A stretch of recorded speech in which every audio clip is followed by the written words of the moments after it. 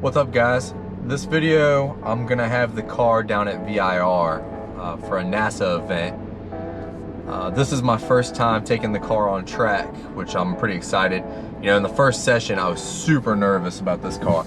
Every squeak, every rattle, every burning odor, everything had me on edge the first session. But when I got off the session, or off the track, I took it back to my pits and looked at the car.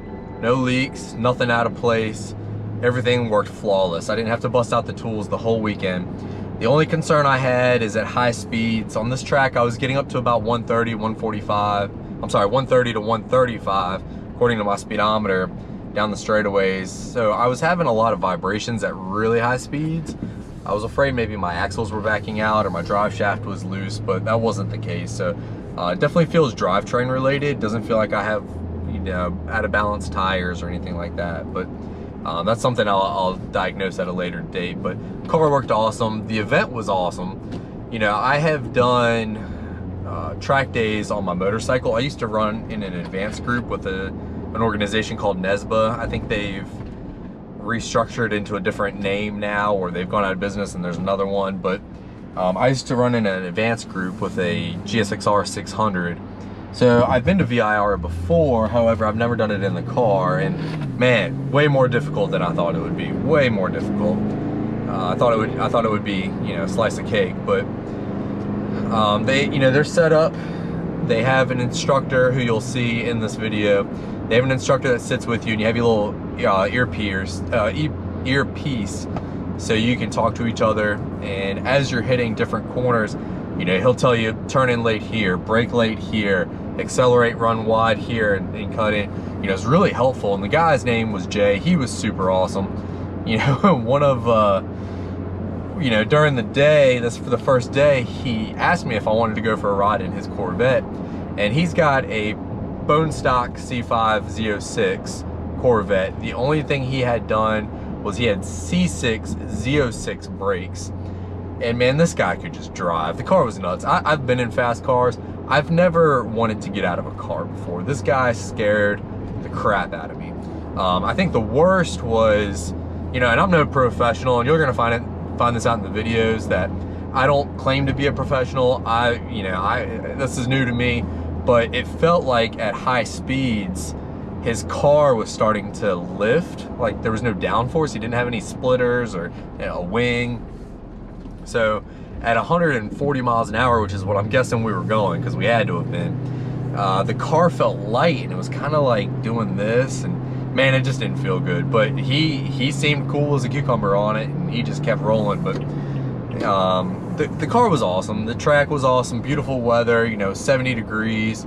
We stayed at the villas. If you're not familiar with VIR, you'll see in the background of some of this footage as you're coming through the uphill S's. In the background off to my left, driver's left, you'll see some townhouses on the side of the track. It's just awesome. I love VIR. It's one of the most beautiful tracks in the country, I feel. I've been to a lot of tracks up and down the East Coast, and this is by far the nicest. They do a really good job down there. NASA, they did an awesome job. There were 4 classrooms. The instructor was great. I'm sure all the instructors are awesome. Everything was just top notch. So I hope you guys enjoy the video.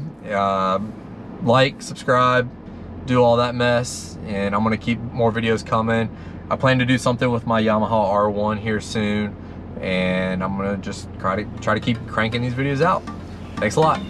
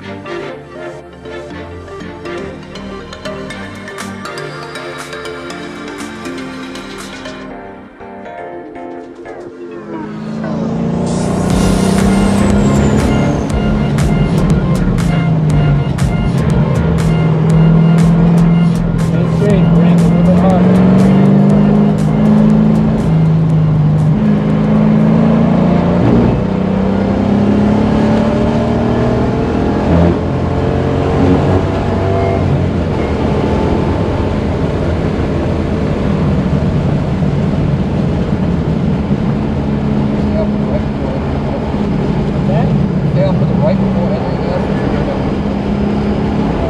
Right, and then go left, left, left.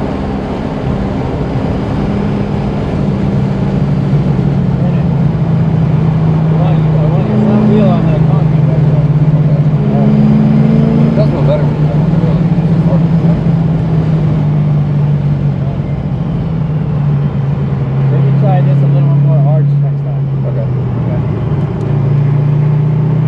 I think you can carry more speed in there.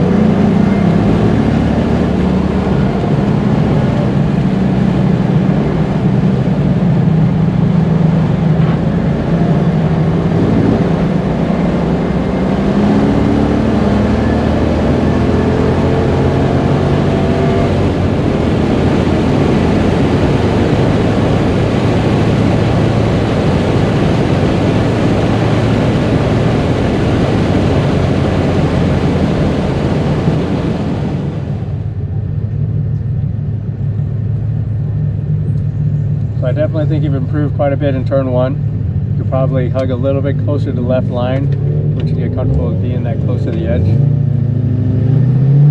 Okay. Working on the 2-3, kind of bringing it out a little bit more. You have less of a turn in. I think you're really good through like 5, 6 lower S's. And the upper S's. The upper S's you can probably maintain a constant speed by like 100 and just kind of bounce off each one. Okay. But you're going to gain that as you get more confidence. Always on turn 10 or 11, wherever that left is, I want you to try to get comfortable turning in a little bit sooner. Okay. Like I turn in before I can even see the mark that I want to hit, because you can't see it until after you've made the commitment to it. Right. So that's a really hard one.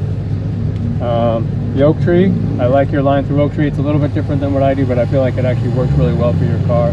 Make it basically a double apex, so you're in you become straight sooner, so you can gain speed faster. So I think it works pretty well for you. And then working on the braking and coming into what do they call it, roller coaster there. Mm-hmm. It's like braking in and continuing to brake around the corner. It's you could carry a lot of speed through there, and it's a odd sensation to get used to. So I totally understand. Yeah. And I think you're let's see where was it. So I think going through there, you're very good. Doing the tap, turn in, tap. Toward the end there, you had a really good line. So definitely significant improvement over what we were doing this, yesterday. Cool. So I hope it was, educational for you, good for you. Yeah. I think we definitely picked up speed. It's kind of can't really do much in the rain, and then we kind of hit some significant traffic. It's once you get out of, you'll be happy when you get out of 1 and 2 at least, so then there's no brand new people into. Right. But then you have the people just getting ready to go into 3, so they can be pretty aggressive. Right. And then 3 you get to do passing anywhere, and then 4 there's no 0.5s at all. So me personally, once I started doing no 0.5s, I never want to go back to 0.5. It's so much, because it seems like people always just wait till you already had to slow down, or now it's not the right time to get a 0.5 because now you put me right in the corner. Right. So that can kind of get frustrating. Yeah. But is your plan to continue to do more events? Yeah, I'll do more. Yeah. All right, man, cool. Well, I hope to see you out here next time. Let me grab my comms from you.